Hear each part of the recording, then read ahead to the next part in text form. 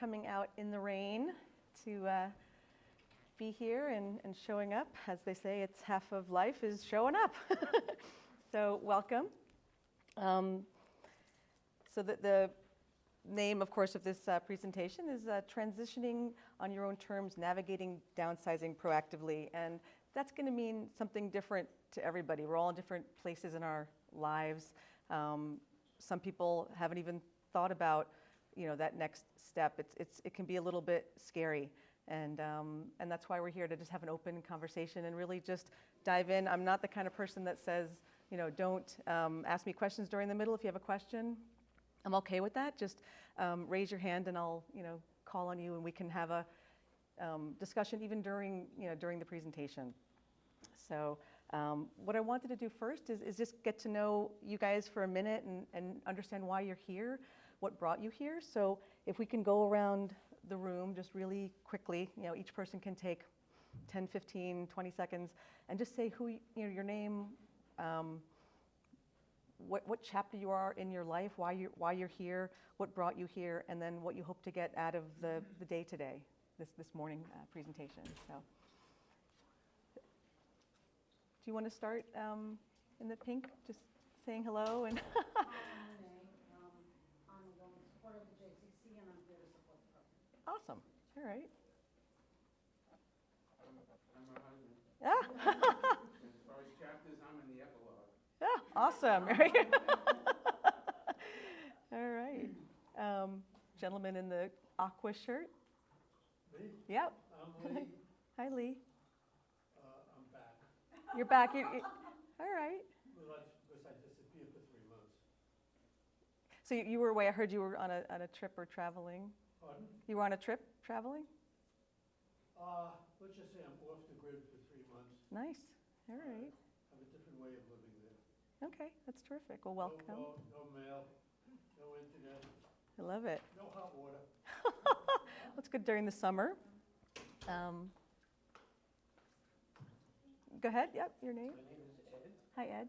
and someday I will transition Mm-hmm. lifestyle. Yeah. Okay. My wife and I go back and forth, and we're in a small split-level house, Okay. which tends to be just the right size Mhm. for us.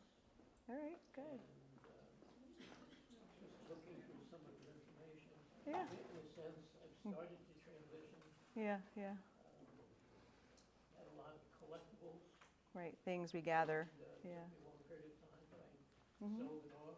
Mhm. A lot of materials, a lot of things had value, and I donated. Right. Right. Various vacation Mhm. museums and such. Yeah. That's great. Yeah. I mean, Just with the thought, if I die, nobody knows the value of this. right. Right. That's true. Children come along and they put it down on the curb. Right. Right. And maybe somebody else can have it that is going to really value it as much as you did. So that makes you feel better having control over that. That's Yeah. something that you Yeah. start unloading your stuff. Right. Lady in the purple. That's, oh wait, I think there's I think it's, well, for me it's purplish blue. I'm Martina. Today's my first day as a member of JCC. Oh, lovely. Hey, welcome. I have my Honda being serviced across the street. So Oh, good timing. All right, well, welcome. I think we'll work with the blue. Yeah, blue.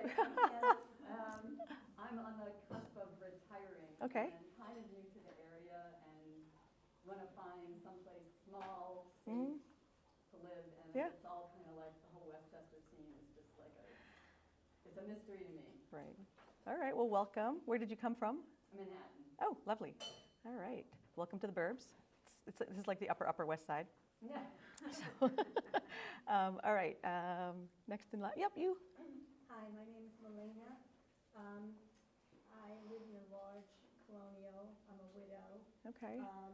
My son has been after me for several years now to get rid of the house and find Mhm. a more appropriate kind of living Right. space. Mhm. It's very daunting to Yeah. think about moving because I think I need a bond to get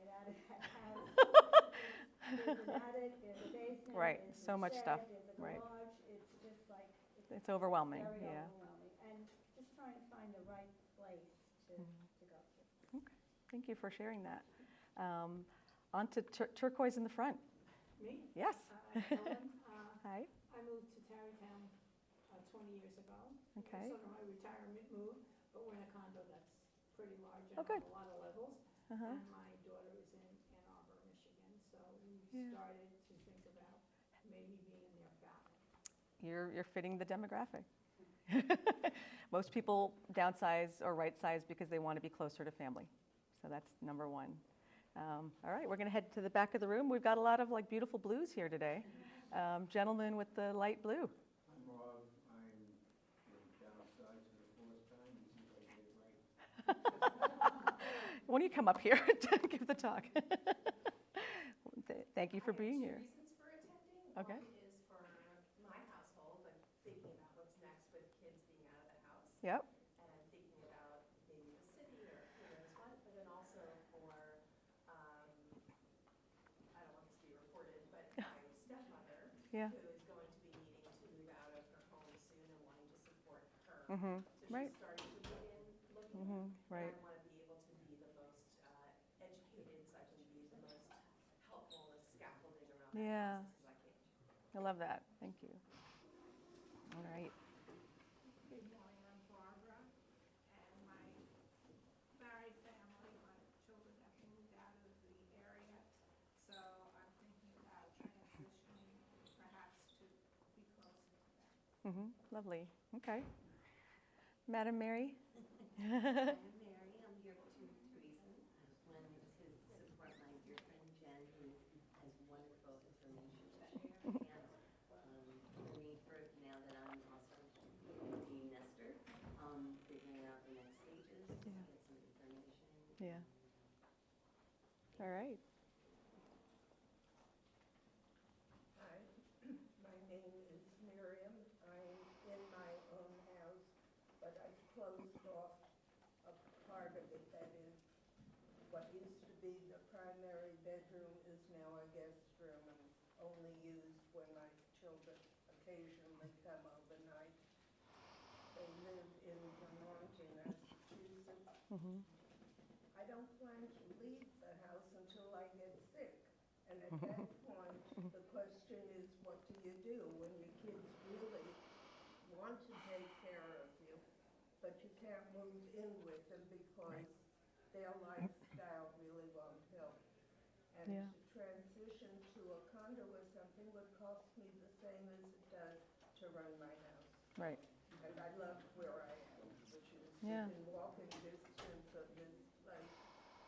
And Right. Right. It's just a very comfortable spot. Mm-hmm. Right. There's a lot of questions and choices Right. that we have to make. Yeah, Yeah. particularly in terms of care when you get sick. I do have long-term care insurance, Mm-hmm. but that's not 24-hour care. Right. So that's a problem in itself. Right. There's a lot of costs associated with some of these choices, and they vary so much, Right. and it's ever changing. So, good to be prepared. Absolutely. So. Done what I can. Yes, it sounds like you have. It sounds good. And Laura. Hi, I'm Laura.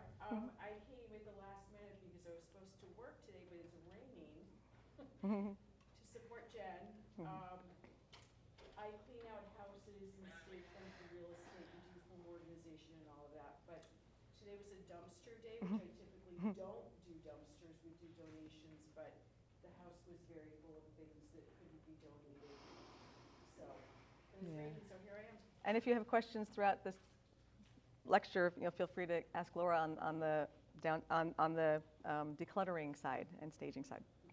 So, and then one gal, do you want to just say who you are and maybe why you're here? My name is Esther. Hi, Esther. My friend told me about the Awesome. seminar, and I've been in my house for a long time, and I've got a lot of stuff, so I want Okay. to declutter. Isn't it amazing how much stuff you can accumulate? Somebody who has no Like, And no one wants it. right. I mean, there's so many things. I run the Facebook group page 10591 for the community. Maybe some of you are on that. It now has 16,000 people, and it's amazing what people are getting rid of sometimes, and and how styles change. Not everybody wants a giant buffet anymore for China. It just doesn't. Maybe someone will repurpose that for something and put their. Nobody wants China, right? Literally, you go to IKEA and you get a box of beautiful white, simple. So people are simplifying, and I mean that's throughout the ages, right? How they lived in 1800, 1900, 2000. It's always changing. So it just wasn't documented as much.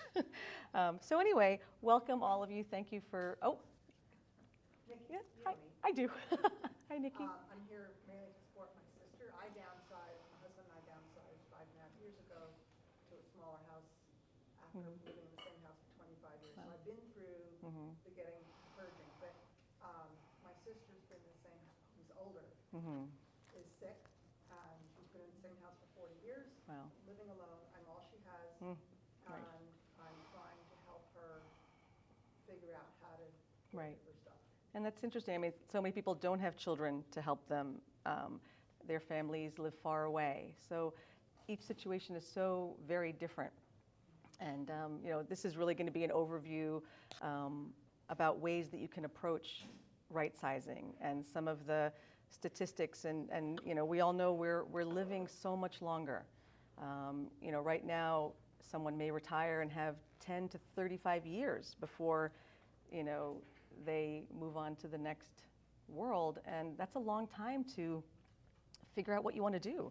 And it can be so positive and empowering. And during this presentation, you're going to see people who have made those kinds of choices based on. Where did that slide go? Okay, so made those kinds of choices based on how they want to recreate themselves. And so I'm going to just tell you a little bit about myself. This is really more about you, but I want to give you a little overview of myself. So I've always loved seniors. It's been sort of a part of my life since I was little. I used to take care of a woman who was homeless on my block growing up. She lived on the synagogue steps on 100th Street and West End Avenue. And what do you know when you're sixth grade, I would see her every day walking to PS 75, and I would once a week bring her warm water and a washcloth and banana, and she didn't speak any English, but there she was every day. And I think those things from when you're little start to set the tone of what you might want to do later. I went to college. I studied fine art at Skidmore, got out not really wanting to be an artist, but loved architecture. So I went on to get a master's degree in architectural preservation. But when I started thinking about what I wanted to do with buildings, it wasn't about figuring out what paint colors were underneath 7 layers of paint. It was more about how to reuse buildings to help seniors have a beautiful environment to age in. And I was calling these places NOAHs, not old age homes. Because at the time, in 89, 90, nobody had choices the way we have them now. All you really had was an old age home, and I thought that term was awful. So not old age homes was my way of kind of thinking around an idea that was more rewarding, and this part of our life when we're 60, 70, 80, how do you make that more open and give people who are aging? And at that time, there weren't many choices, so my vision of this artful place where people could get together and continue learning, and those places do now exist, but at that time, not so much. One of the things I also realized is that seniors didn't want to go into a senior living community. They wanted a more so age in place. And so then I got a degree in gerontology to really understand what seniors wanted, because I was 25. What did I know about what somebody might want and how I wanted to fit them into my vision of NOAH? So flash forward to 1995, I launched a company called EBU. And EBU was Environments Becoming Universal. During my degree in gerontology and my own self-study, I came across something called universal design. Has anybody heard of that term? So universal design is basically the idea that typically our homes are created for the 6-foot able-bodied male. Most of us are not that demographic. So universal design comes to the table with the notion that all spaces should be created for all ages and all abilities. And that reason, it allows you to really navigate a home more safely, no matter what age you are. That's good for a 7-year-old, it's good for a 30-year-old, it's good for a 70-year-old, and it's good for somebody with strength differences, vision differences. And there's some books on the table if you want to leaf through them later, because universal design really became my guiding idea of how did I want to service and help people who were aging navigate that next part of their lives, and how could I support them and also support what they needed, not what my vision for them. So, but unfortunately, when I launched EBU in 1995, nobody was admitting they were getting older. There was no, we didn't talk about it as much. Everyone I tried to pitch this idea to said, well, I'm 60. Why do I need to think about that now? I'll just have my general contractor make my bathroom accessible when the time comes. And so I really didn't get a great warm and fuzzy reception on that one, and I kind of tabled it. And I moved up here, I made babies, I opened up a gallery called Red Wing Gallery, I started Third Friday, I got very into my local world, and I wore a lot of hats here, I will not go into them. And then I launched something called Water Cooler, which was a shared workspace for freelancers in Tarrytown, and I loved that. And it was a fabulous place. I really believe in the sharing economy, and co-working spaces really support people getting out of their homes, community, being together. That's a big part of my life is community. And then I had one of those moments, which some of you might have had. I had one of those Control-Alt-Delete reboot of my life. I got a divorce. My partner turned on me, and I had to get out of my business.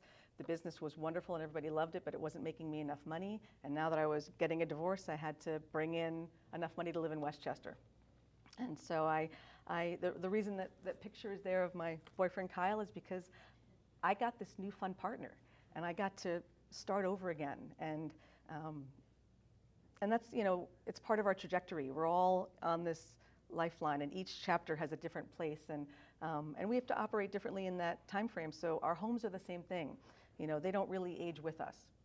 And so when you buy your first home, you're there with your partner and maybe one child and a dog, and then your family grows and you have 2 dogs and 3 kids, and you gather all this stuff, and then your kids leave and you kind of hang on to this home and all this stuff, and it's a repository of memories, and you go, okay, now I've got 1 son in Denver and 1 daughter in San Francisco, and I'm here with this big house, and they're going to come home for Thanksgiving or Christmas, but do I need this big house? Is it supporting me? Is it safe?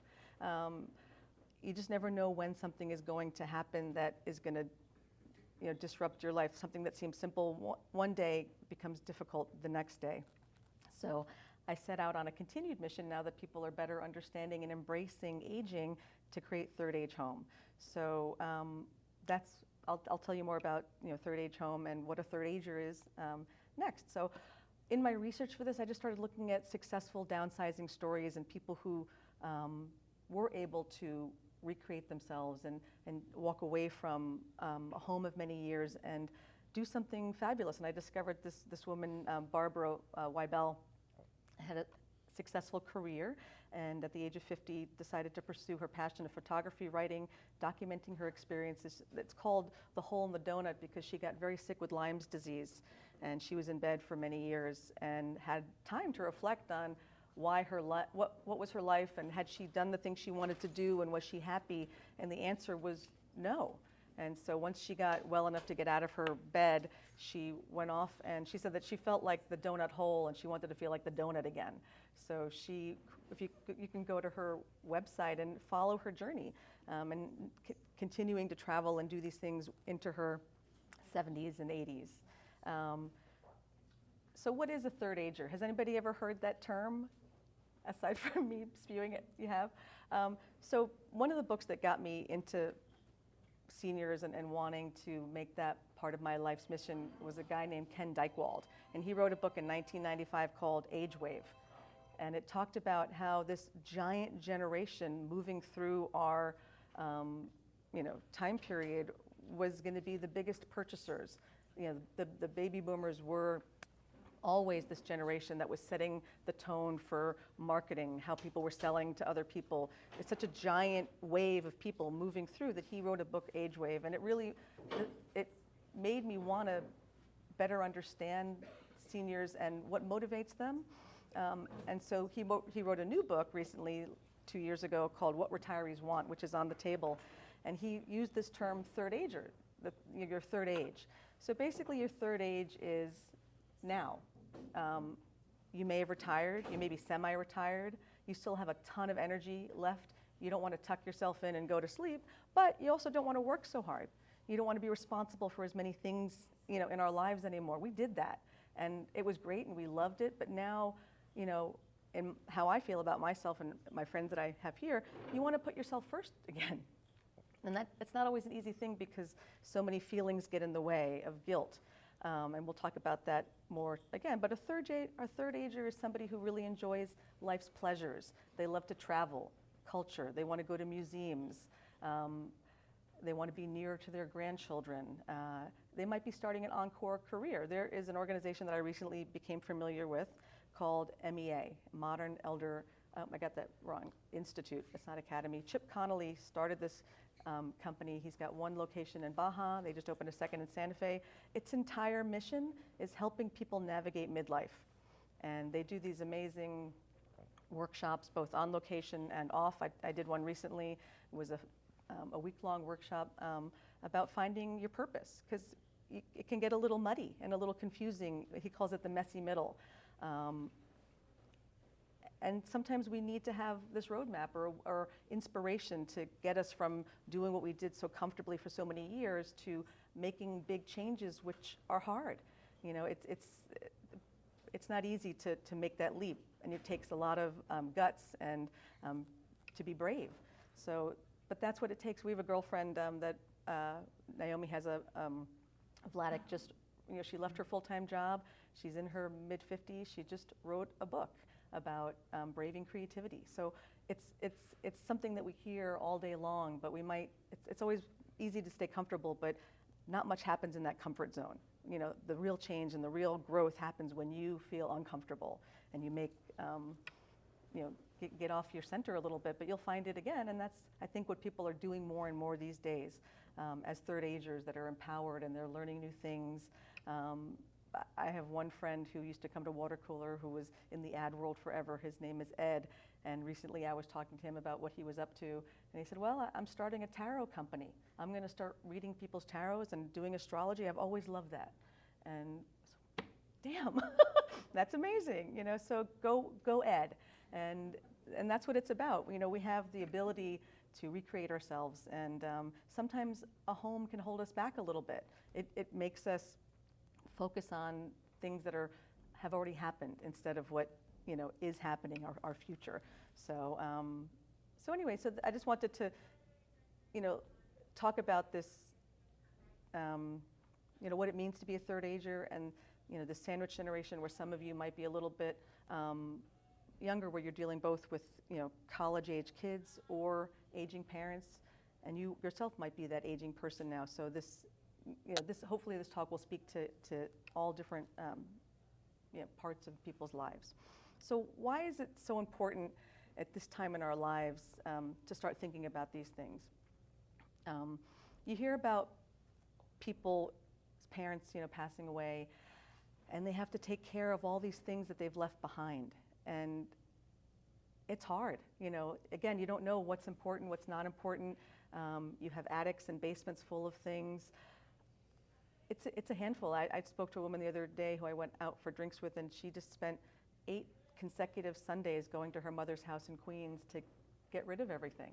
And and she still didn't even feel like she did it right. She was questioning everything. Would she have wanted this? Should I take care of this? And it puts a big burden on your children. And I watched my mother do that when her parents moved to Florida and passed away. She went down there to take care of their estate, and it's hard. So I think part of this is also giving our my children, your children, whoever might be taking care of your estate, an easier time, and it's on your terms. You've decided what you want to keep and what you want to go on with, and you're not burdening someone else with that responsibility, which I haven't had to deal with it, but I've heard stories, and it can be very, very challenging.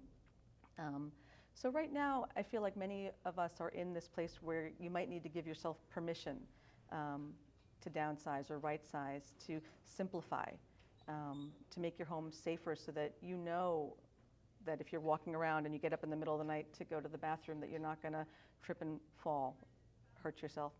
mother lost her husband 25 years ago because he tripped and fell, and that was it. Like it happens all the time. We don't want to think about it, but the safer our environments can be, the less likely we are to experience something like that. But it's hard, and you've accumulated these belongings, they've served their purpose, and it can be very overwhelming. And having someone like a Laura or another person who helps you manage that, it breaks it up into bite-sized pieces so that you can sort and decide what you're going to give away and what you're going to keep and what you're going to hold on to.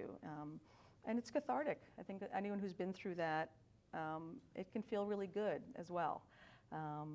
So what are the trends? And I've already talked about this a little bit, but we're living so much longer. And we're so much healthier, and there's more time to do things we've always wanted to do. You may have 10 to 35 more years to live, after you retire. Either way,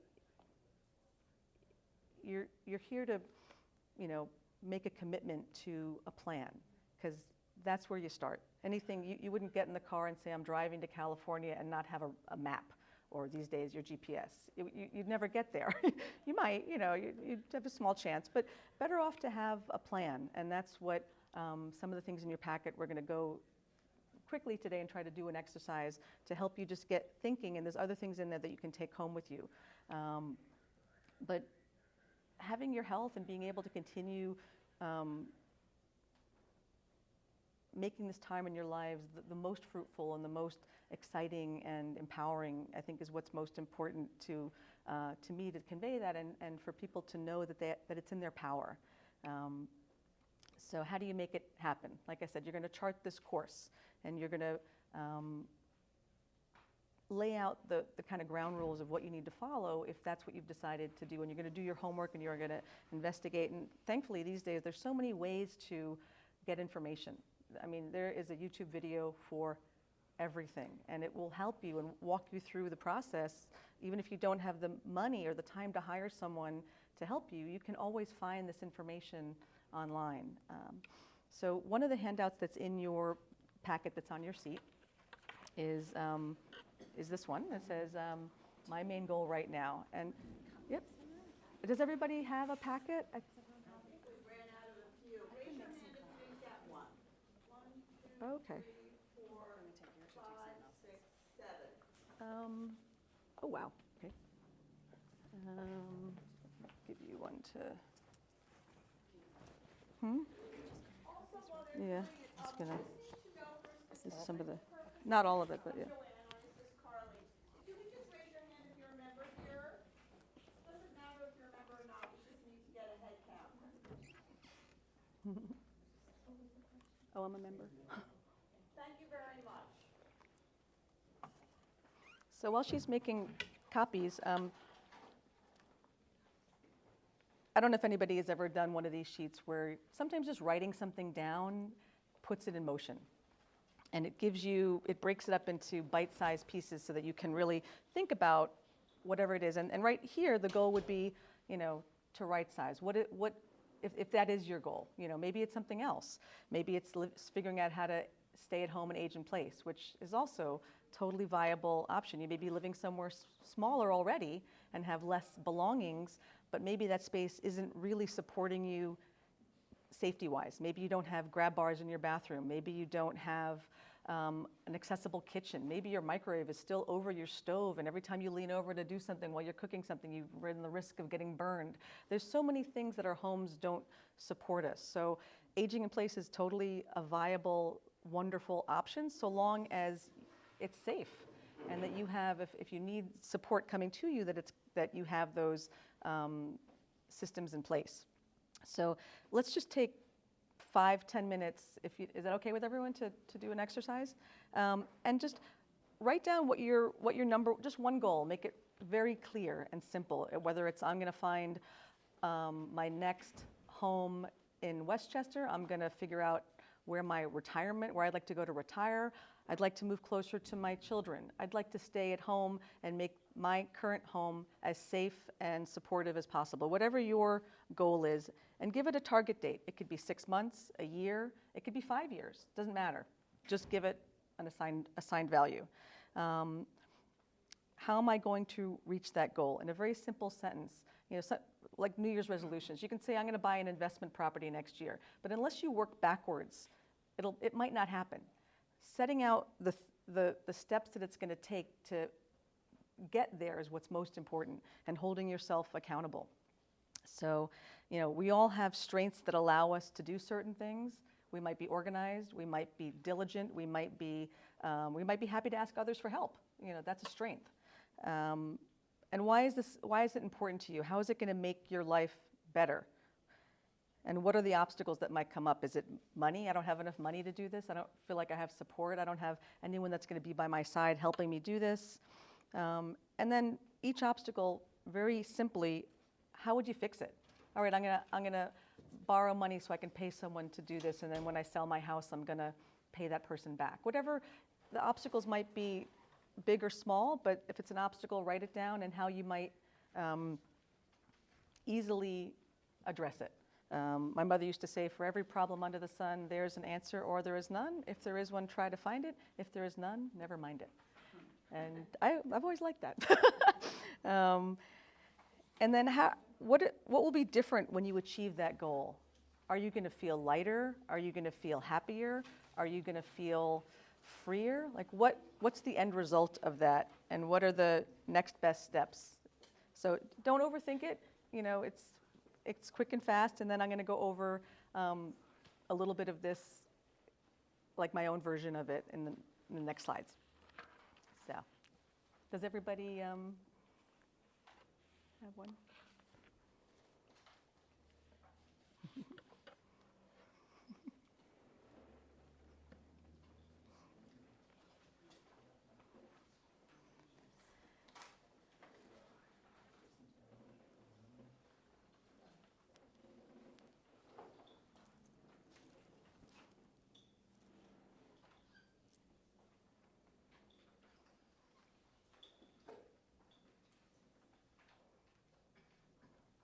And I won't ask anybody to read it out loud.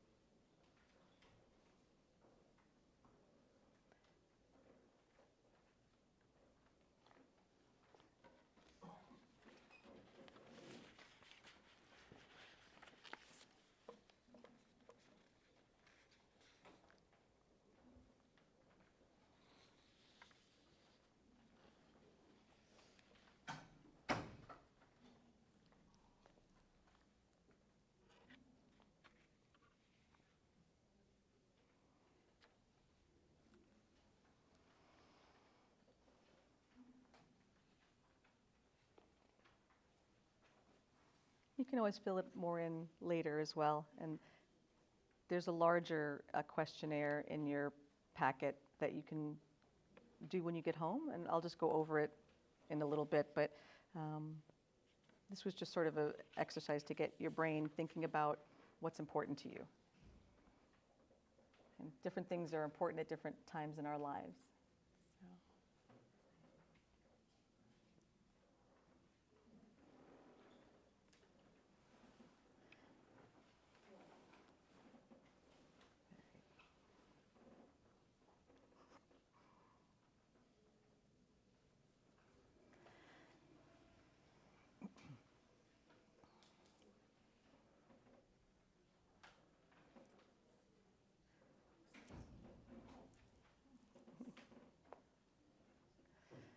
I myself have not always been a planner. I'm a very seat-of-my-pantser. So many people who know me think of me as a planner, but I'm really not. When I started Water Cooler, I signed my lease before I wrote my business plan. And I often do things, I throw myself in, and then I figure it out. I always feel like we're right about 90% of the time, and the rest we can just smooth over with our thumb, and not to overthink things. I think overthinking can slow us down, which I think slowing down is a good thing. I mean, that's one of the things that I've felt lately as I get into my mid-50s. When things become rote and we know them, and you can predict what's happening every day, and you have this routine, time can go very fast. But when you shake things up, or you go to a new city, or when you go say you've moved somewhere for a month and all of a sudden you've got to figure out where the post office is, you've got to figure out where the coffee shop is, you have to make new friends. I feel like that'll slow time down because you're having to figure things out. And I don't know, it's become a bit of a mantra for myself as I enter this part of my life, which is the 55 to 75 next leg, where I'm doing the same thing. I'm trying to figure out what I want next in my life. I've been here 25 years. I love it here, but I'm getting a little itchy. The girls who are here today have been here those 25 years with me, and we've gone through the raising children together, and now all of our kids are in college, and we do have our homes, and we're trying to figure out, like, what's going to be fun? What's the next thing that we want to do that's going to be about satisfying our desires? I want my year in Provence, and maybe I'll make that happen. So anyway, having a plan is so important.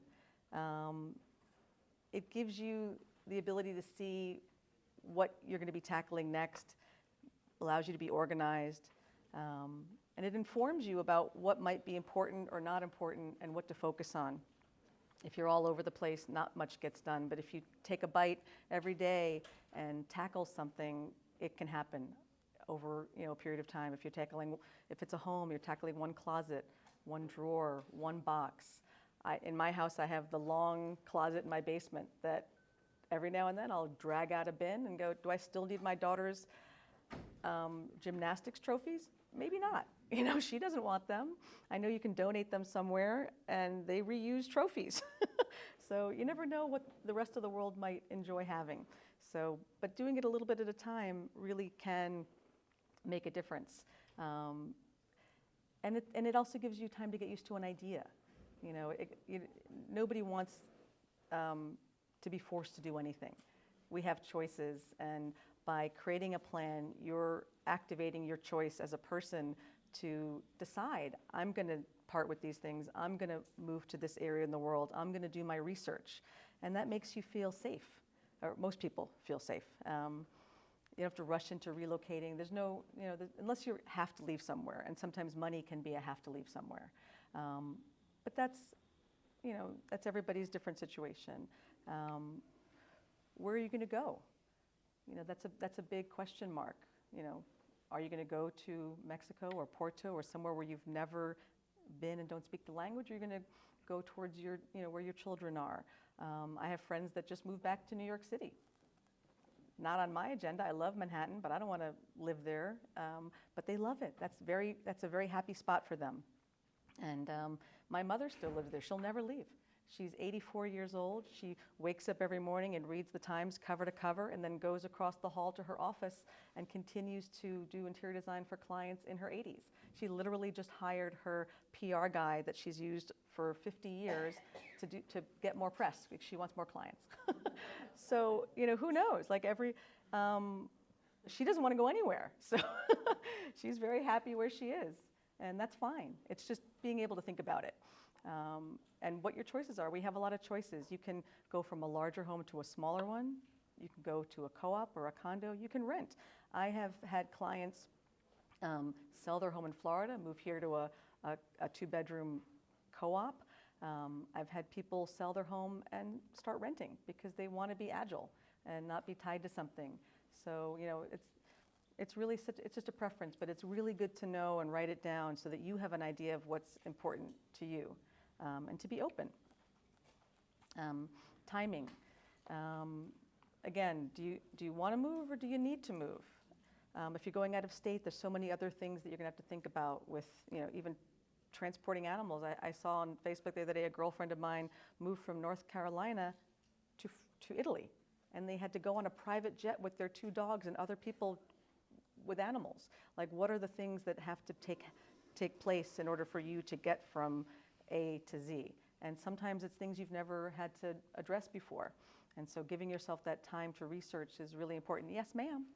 What is your thought about taking advantage of, let's say, low interest rates, renting out your house while you go experience where you may want to move, so you're not ripping off the Band-Aid, you're kind of but having it be a slower step? Right. Do you think it's just postponing the inevitable, or do you think it's a good research option?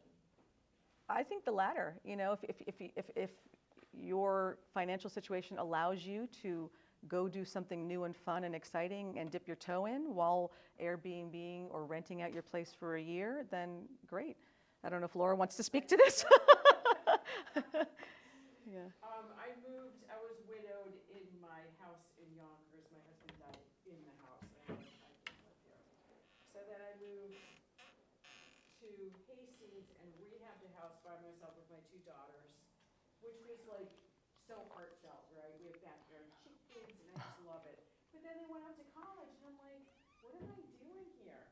Everyone's married, you know, like I'm a writer, but it's not my full-time job. So I started doing home decorating and staging and all that. Anyway, point is, while on the seesaw of not knowing where to go and what to do, I rent my house out. And it's Yeah. great. Right. I'm on Airbnb. I have like 5.0, like the highest rated superhost. And people basically from Hastings, where I live, like if they're renovating or whatever, they'll come and stay. I don't have to deal with it. But I also can't make that decision because it's hard. Right. You know, Right. do you stay or do you go? Yeah. So I believe in renting until you make that final decision. Right. It also forces you to clean up your stuff. Yes. How about if you don't know where you want to go? Right. I mean, that's a big problem. I've been trying to investigate, do I want to go to the city? Do I want to live in Westchester? Do I want to be closer to my son in Armonk? Right. Do I want to just move to Florida? Friend in North Carolina? It's like, Right, that's there's what so many I'm finding choices, yeah. really difficult. It's like, what if you don't really know Right. where you want to go? Check it out. Huh? Dip your toe in. Yeah, go see. Which is why Airbnb is great because you can go That's stay it. someplace For a month, for yeah, yeah, a couple weeks or a month or whatever, right, and see if you like it. yeah. Yeah, that's what my mother's friend, you know, for the last 3 years, she's rented a place in Porto for the summer. And she loves it. So now she's decided, okay, I want to be in this city, and I'm going to sell my New York City apartment. I don't think she rented it out while she was in Porto, but at least she decided, based on knowledge and fact, I feel good here, and I want to go to Porto, and I know I can do it now. And she's taken this time to learn, you know, Portuguese, and it's been a transition and you know, like step by step, but she's made that decision with facts and heart. You know, you don't always want to go with your gut. It doesn't always lead you in the right direction, but you also don't want to always, you know, overthink things. So it is a balance, and we don't always know till we get there even. You know, you may get somewhere and go, this really isn't what I thought it was going to be, and decide to go somewhere else. But that's the great thing about our lives right now, is that you can be more nomadic, and you can absolutely be more nomadic if you don't have a big house that if there's a storm or there's snow or there's a leak, or you know, you're putting all this money into taking care of something or worrying about something. Even if you're renting it, you still have to take care of all these major things that could happen. So there are a lot of considerations, for sure. Before you leave that Yep. slide, the last line, hire people to help moves management. Okay, so and I was going to play a video, and maybe I still can actually. So a moves management company is a company kind of a little bit like what Laura does, but they come in and they do from soup to nuts. They help you sort, get rid of things, pack, store things while you move, maybe help you even, you know, get an interim location, and then they move you into your new residence, wherever that is, whether it's nearby. Usually with a moves management, it's a local move, but they'll do floor plans of where you're gonna, you know, what you can keep and how that furniture is gonna fit into your new place. But they cover everything, and I have a YouTube channel that has a lot of 60-second video shorts on different topics, and you know, why hiring a moves management company could be a life-saving tool is one of them. And I'll see if we have time, I can play that one. They're short, so they're like bite-sized.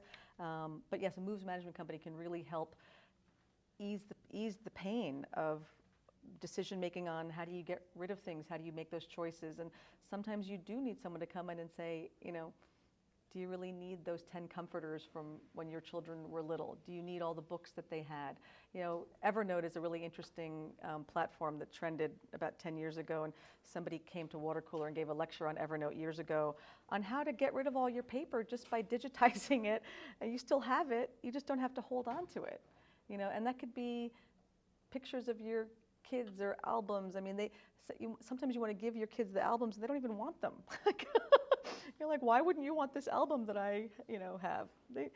I don't know. They live in a different digital world, and it just may not be something that they want to house. So it's interesting. Every group, every cohort has a different sensibility about things, and millennials are different than boomers are different from Gen Xers, and we all grew up with different things. So it's interesting. So what are some of the fears about downsizing or right-sizing? That we're not being good parents because we're letting go of the family home. Has anybody felt that feeling before? Like you have to hold on to the house because your kids might want it or need it, or but they haven't really come there and hung out there for years, and you just really have holidays there. But it's you have this big house just in case they want it. I know my kids don't want to come back to Tarrytown. My daughter wants to go to Colorado. My son's in New Orleans. They are not coming back to Tarrytown, Sleepy Hollow. That's okay. This is where I raised them, and we had a great, life here. But it's okay for me to let go of all of the homes that I've had here over time. And right now, I'm a post-divorce, mom with adult kids, and I bought a 2-family because I wanted rental income. And so that's been a lifesaver for me, especially during COVID, when I didn't have to worry so much about paying my mortgage every month. Are we being selfish if we let go of their things that are tied to memories? Absolutely not. In my mind, you can always, as you're starting to get rid of things, invite them over. What do you want? Go through all the things that you want to take, because the rest of it I'm getting rid of, because somebody else might need those things. Kyle, my boyfriend, was an actor for many years. He has hundreds of books on acting. They're sitting in an attic. At some point, we will donate those books to other people who are studying acting that can use them. No one's using those books, in a box. So how do you repurpose things and help other people's lives be fuller, and, people who may not be able to afford those things that we just take for granted? So I think that's, there's a certain mitzvah in giving back some of these things that we have. My father is an illustrator and a pilot, and he has all these model airplanes that he's now getting rid of. He's doing this process in Iowa, and every day he puts up another picture, giving away this airplane. That hung on his ceiling for years, and they were very, very special to him. But he doesn't need them anymore, and they don't really serve a purpose for him. But somebody else might really love them. So again, maybe it's okay if on the holidays you go to your kids instead of them coming to you. If you only have a 2-bedroom apartment and you can't fit in, a lot of times I go with clients to homes and they said, well, I can't fit 8 people at a dining table in that small space. Well, you don't have to. You can go to them. They can start hosting Thanksgiving and Christmas. Yes? I just want to make a statement. Yeah. I also feel that it's okay to give yourself permission to keep certain things that bring you joy. Absolutely. So if you have a set of china that belonged to your grandparent that's 150 years old, Right. I don't think there's anything wrong with saying, but this brings me joy. Absolutely. now. Absolutely. And I prefer to eat on that dish rather than a dish from Yeah.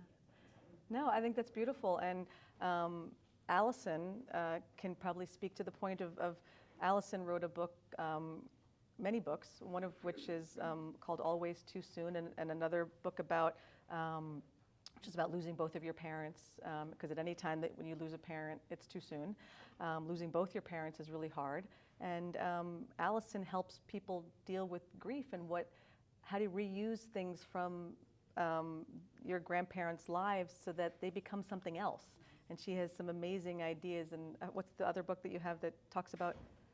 You're very sweet, Commissioner. I want to take up No, it's okay. your time. I believe in the joy that you're talking about, that possessions can bring you joy. I also feel, of course, that you can also feel burdened by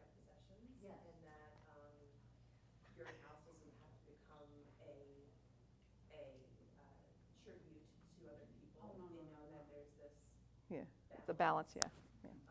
Museum.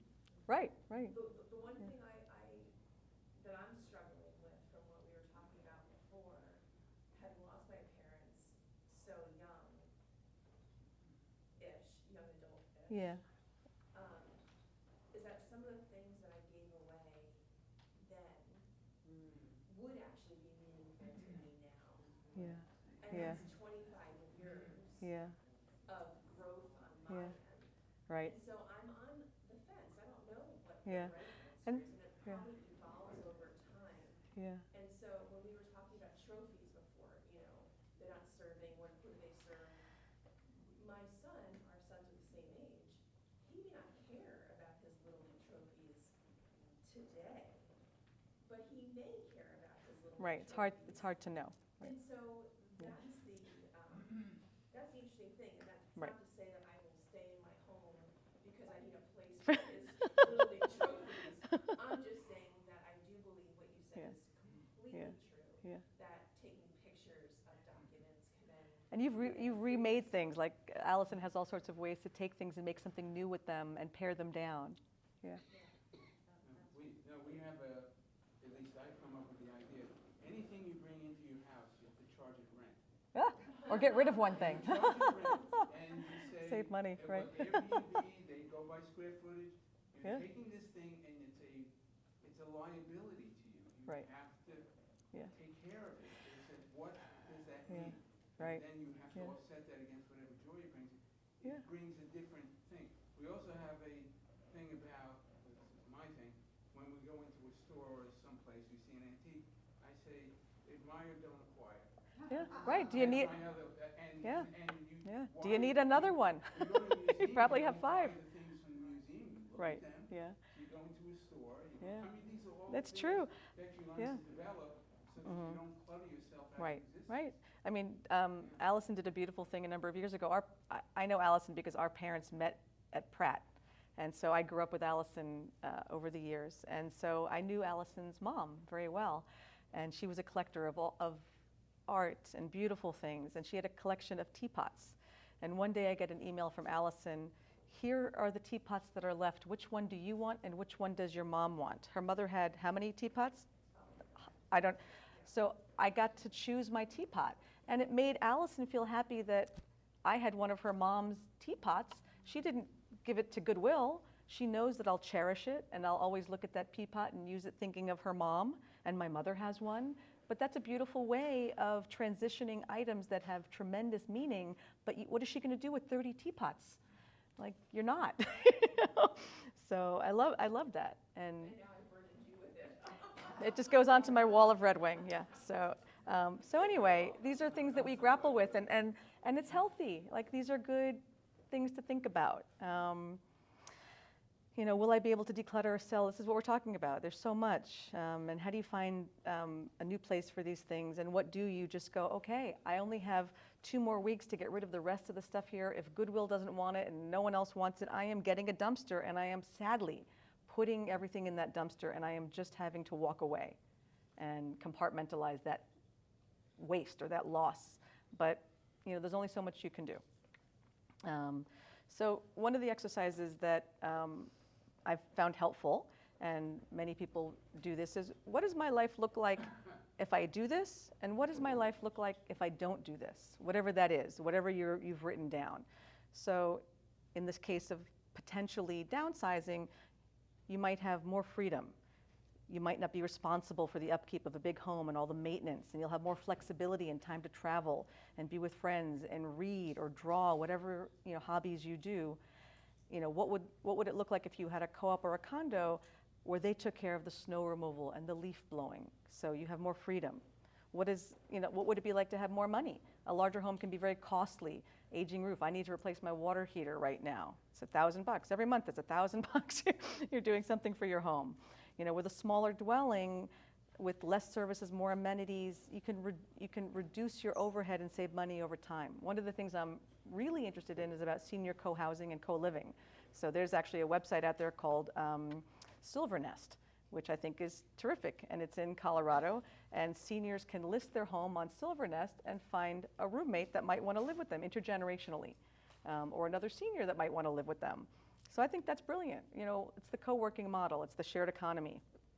How do you reduce your overhead and also have company? A lot of people are very lonely in these big homes.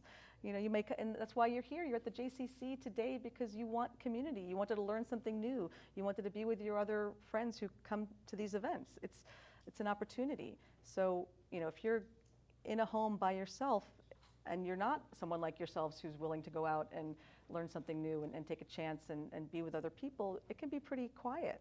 So I love the idea of co-living. If you do make this big choice, you're going to have less stress. It can be very stressful to manage and pay for all of the things that we've talked about. And it's the stress of potentially falling. We're all, one trip away from breaking a hip, or, I heard so many people in my, that I graduated from college with, their parents are in this place where they've fallen 3, 4, 5 times, and they honestly don't know what to do anymore. They want to get their parents out of their houses, but they don't want to leave. And I have one friend whose parents have started ghosting them. They won't return their calls. Literally, it's like a teenager. And in fact, in Canada, seniors are called recycled teenagers because I swear to God, there's something about an older adult that can be very stubborn, that cannot they're rigid. They want to keep things the way they are. They feel safer. Maybe their vision has gone and they want to keep themselves in the place where they know where the coffee is, where the soap is. They may not be admitting that they're losing some of these abilities. My mother has hearing aids and she never, ever wears them. I am always not speaking clearly enough. It is always on me.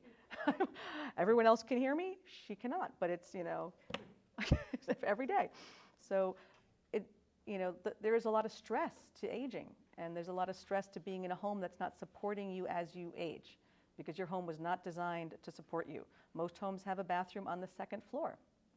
Pretty much all of my clients right now, we only look at homes that either have a master suite on the first floor with a master bath or the ability to put one in. But if it doesn't have that, we're not looking. I have a lot of senior clients that, that's number one. And it has to be, because it's safer. And my house is a 1900 house. When my mother comes over, and she does quite a bit, she doesn't know what to do because my stairs are a ladder. They are extremely steep. She has a bum knee, and it takes her 10 minutes to get up or down one flight of stairs to go use a bathroom somewhere. It's not, it's not safe. Kyle's mother, sadly, fell down her own stairs to her basement while she was getting something, and she had a leg brace. They think it might have caught on something, and she fell and knocked herself into a coma and died 2 weeks later. We have to take this seriously. We're able-bodied, and we, right now you're like, oh, I can do my stairs. I can, go down and with a load of laundry, carrying a basket, and, making your way down the stairs. Sure, it's going to work a lot of times, but that one time it doesn't work. Our neighbor fell down her flight of stairs and was at the bottom of her stairs. She lives alone. She had to wait 3 days before her cleaning lady came and found her. Her phone was upstairs. She's fine. She broke her femur. I don't know. She broke a big bone. She could not move for 3 days. So you just never know. And better safe. End of story. So there is a lot of stress to living in a home that doesn't support you. And you can change it. You can fix it. You can absolutely make modifications to pretty much any home to make it safer and more accessible and supportive. It just takes money. Yes? How do you suggest, I'm thinking about my stepmom. So she lives a very independent life now. She's looking forward. So she has a hard time envisioning herself, although she's willing to look Yeah. at, 55 plus Right, communities right. that are active, which isn't really kind of envisioning herself there now. Right. And then the other ideas are just kind of getting another house, but just smaller. Mm-hmm. And I remember when my kids were looking at sleepaway camps, there were camp ladies who would help you find the right fit Mm-hmm. camp for your child. Yeah, right. Is that something that you, as a real estate professional, would help someone sort out? How do you know what is the right next place? I think another woman was talking about, Right. is it Florida? Is it New York City? Right. Is it Armonk? Right. Is there someone who's Yeah. your concierge your Right. choice? Right, Or like a that's housing something whisperer. That's a good question. I mean, I think it's where I'm going with this, and this is all a fairly new business to me. I'm a real estate, senior real estate specialist, aging in place specialist. I don't know as much about what the choices are in Westchester for senior living communities. I've visited a few. I don't know, Cabrini, I've heard people say nice things about one place or another, but I don't have like a master list, but there are people who do that. And yeah. I had contacted on a fluke when I was visiting my daughter, a place for mom. Oh, yeah, yeah, Now, I yeah. hadn't been ready to look yet, we were just kind of driving around, but I just called them to get on the list. Right. And they were very proactive, they called me back I'm in sure. 5 minutes, and they were located apparently all over. Yeah, So yeah. they When you're need to ready give to, yeah. information about different Yeah, places. right. I mean, And I couldn't fill out their questionnaire yet, but their questions are, all these questions that we're all asking. Right, And right. they can tell you at least if they think the place is a quality place at the time that they assess. Right, like the Angie's List of senior living communities. Those things can Yeah. change, but they can tell you if Right. it's well regarded at the moment.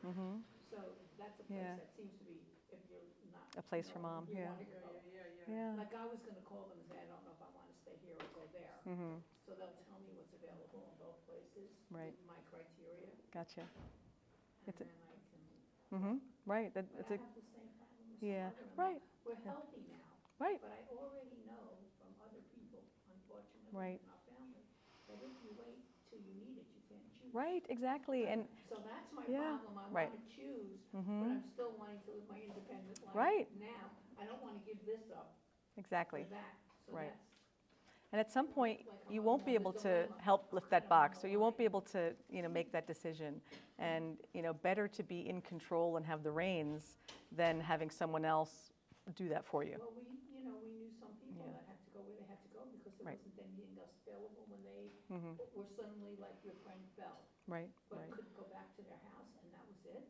Yeah. And it was too short of a time for them to Yeah. get to choose. So they had right. to go to someplace they would Right. not have. Right, and if you have an accident, you might be going into a nursing home for a little while. Then you've got to come back to your house that's not suited for you and your walker or your wheelchair. I mean, pretty much I would say 80% of the homes that I show have bathroom doorways that are 28 inches. There is no way you're getting in there with a wheelchair, much less a walker. You're not getting in there. You are only being assisted, by another person to get in that bathroom. And that's the majority of the homes that were designed. They were not thinking about, people weren't living that long. If you got to a place in your life where you needed a wheelchair or a walker, you were going to move in with your kids, or you were going to go to a nursing home. I mean, my own grandmother she made it to 68. She smoked her whole life. My grandfather was 71. They never even, now that's considered young, right? Like those ages are young. My mother at 84 is still working every day and able-bodied. We're living in such a different time. Homes were just not designed to live there, I just wanted to build on her point about waiting.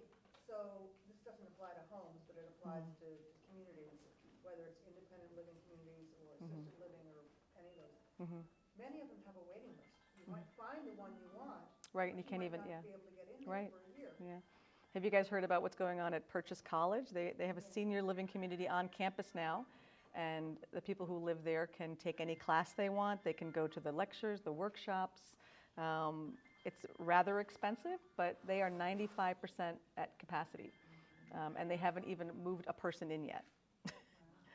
So it's trending, and some of them can be very expensive, but they are designed for you to continue to move before you need to. Because we all know that when you move when you have to, it's not going to be the way you want it to be. So what does your life look like if things stay the same? You're going to feel stuck. You're going to feel like you're tethered to your house and responsible for all of these things that you have to take care of, and that your choices are limited. You're going to possibly feel resentful. You're going to see all of your friends maybe vacationing, moving to other locations, moving closer to their children, and you're going to have this thing that you feel weighs you down. And again, it's a choice.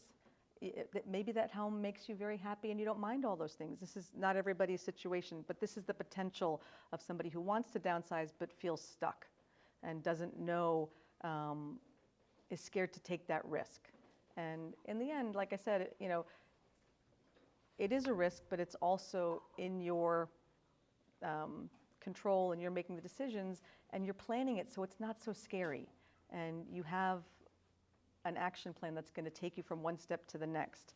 So you don't have to feel stuck or resentful or house poor, pouring all of your money into the high taxes of Westchester. And the biggest thing for me is not being safe. And that, because without your health, you ain't got nothing. And you can't do anything, if you're in a hospital, if you're had a concussion or whatever it is, like you have to make sure, number one, that your home, if you decide to stay there or wherever you end up going, is safe, and that you're not going to risk taking a fall. So what I would suggest next is assembling your team. These are the people that you're going to call upon to help you. They're the downsizing specialists. They're the move management companies. They're the stagers. There's companies that specialize in moving seniors. I met a guy who lives in Canada. He owns a franchise called Moving Seniors Lovingly. I don't know how they're different, but it's really, it's a niche. Find a realtor who understands the process. And make sure that your next home, whatever it is age friendly.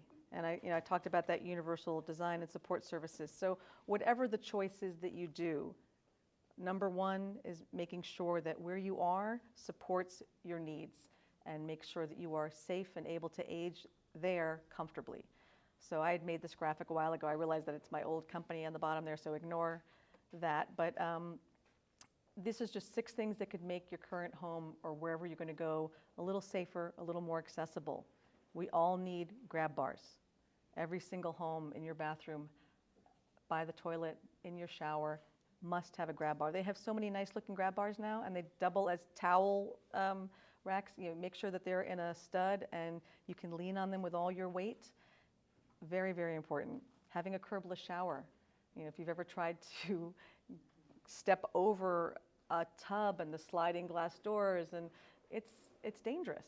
So having a bathroom that even a little lip, isn't good. A roll-in shower for that one day where you have enough room and you may be in a wheelchair, being able to be bathed is in that space, whether it's by a loved one or a caretaker, might be really important later on down the road. And having enough space in there to do that is going to be important.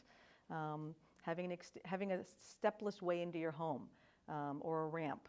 So, we have to make sure that we're not, again, creating tripping hazards when it's dark. There's got to be lights outside your front entrance. There's got to be a place to put your bag down. There's so many different things that you can do to make a home safer just in your daily activities of living. And if anybody's interested, I can email you like a 5-page list to go through your home so you can make sure these things are addressed. Sometimes they're silly. It's taping down a rug. They're wires. People have wires all over the place you see in their homes.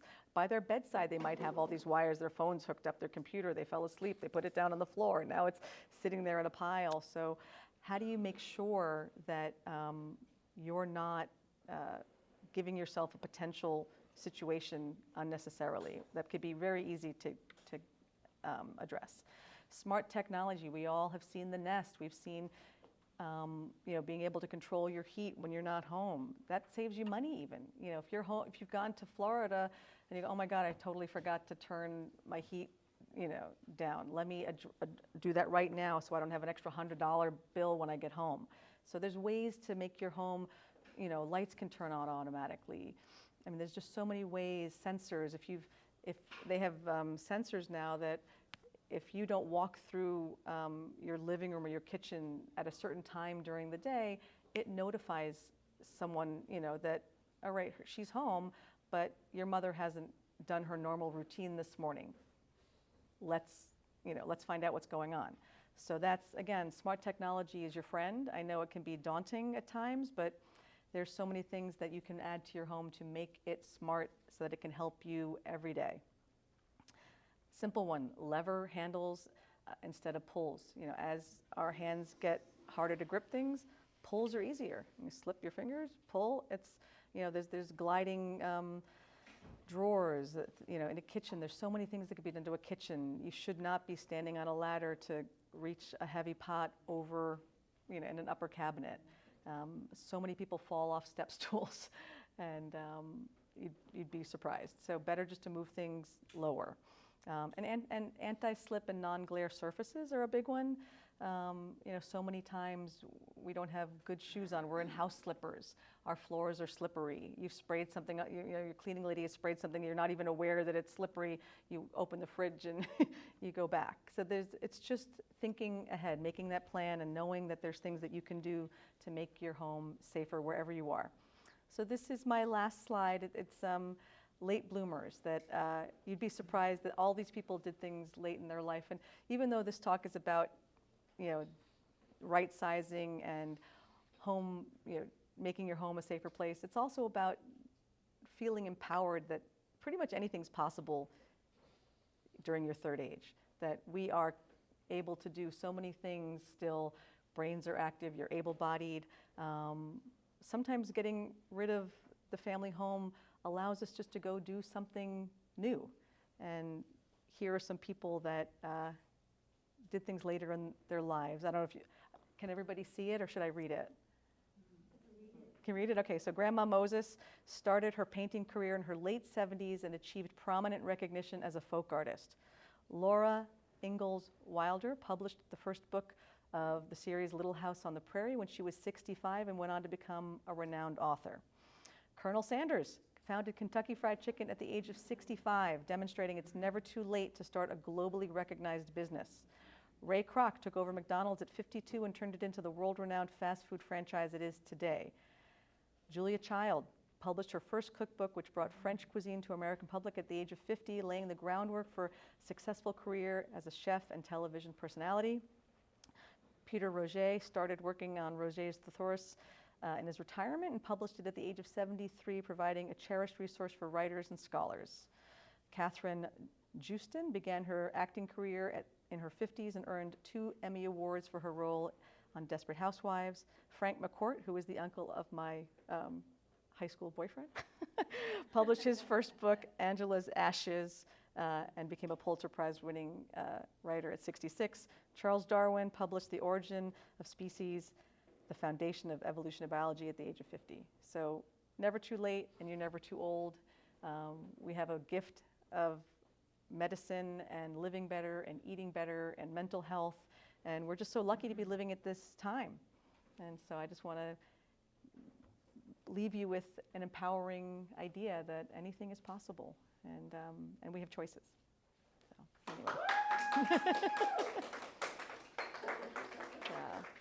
anyway. We've kind of been doing the Q&A, so I don't know if there's other questions. What I will tell you is that inside your packet, if everybody got one, is this larger action plan, so that when you go home, you can, you know, write this out, taking you through the steps of, you know, kind of what we did on the smaller sheet, but it's a little bit more. And, you know, online, again, there's so many resources that you can download. Inside is also a little gift for a free consultation if you do want to just chat casually. I can come over to your home. I can be wearing my aging in place hat, or my downsizing hat, or my real estate hat. I, you know, got a coat rack, and when I leave in the morning, I put on whichever one I need to put on. But I'm happy to talk to you about your unique situation. And then I just thought this was a very sweet poem about an aging mantra. There's another one in here also. I just included some things that I've printed over the years, you know, questions to ask. We've already kind of talked about it today, but just so you have it, and that you have a folder for your next best third age life, so that keep things in order and do what you do to make yourselves happy. So thank you all for being here today. I really appreciate it. As a note, my thirdagehome.com website is a little bit funky, so if you try to go there and you see something else, we're trying to fix it. It's routing to a different place, but it will get fixed. Thank you very, very much, Jenifer. Oh, you're welcome. Very helpful presentation.